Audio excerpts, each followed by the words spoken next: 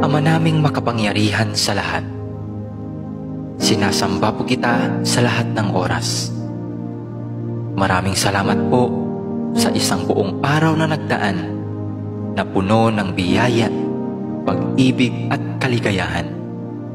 Salamat din po sa mga pagsubok at mumunting mga luha na dumating sa aking buhay, na alam ko pong siya po ninyong paalala sa akin na kayo po ay Diyos na buhay. Maraming salamat po sa pagbabantay sa akin at sa aking pamilya at mga kaibigan sa loob ng maghapong ito, at sa paggabay sa amin sa mga pagsubok na aming nakasalamuha. Alam ko pong nariyan kayo sa aming tabi sa lahat ng oras upang kami ay bantayan at gabayan. Nagpapasalamat din po ako sa mga aral na aking natutunan sa inyo sa buong maghapong nakalipas. Ang lahat po ng ito ay aariin kong kayamanan at pipiliting isabuhay hanggang ako po'y may hininga.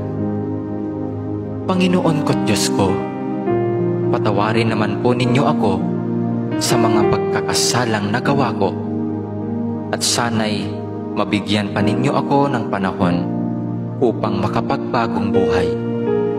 Ako po'y nagsisisi sa aking mga pagsalangsang sa inyong mga utos. Patawarin din niyo ako sa mga pagtalikod na aking ginawa sa aking kapwa, at sa mga pagkukulang ko sa aking mga kaibigan at mga mahal sa buhay. Pinatatawad ko rin po sila sa kanilang mga kasalanan sa akin. Batbat po ng dumi at kasamaan ang aking puso at isipan. Naway linisin mo po ito ngayong magdamag at baguhin, upang bukas ng umaga ay magkaroon ako ng malakas na pananampalataya at panibagong buhay. Paliwanagin mo ngayong gabi ang madilim kong isip at kalooban, upang sa kinabukasan ay maging ilaw din po ako sa aking mga kapwa na gagabay sa kanilang madilim na kalsadang tinatahak. Gabayan din ninyo kami sa magdamag na ito at iligtas sa anumang panganib. Alam ko pong alam na ninyo ang aming mga pangangailangan sa araw-araw. Hindi po kami humihingi ng labis sa aming mga pangangailangan.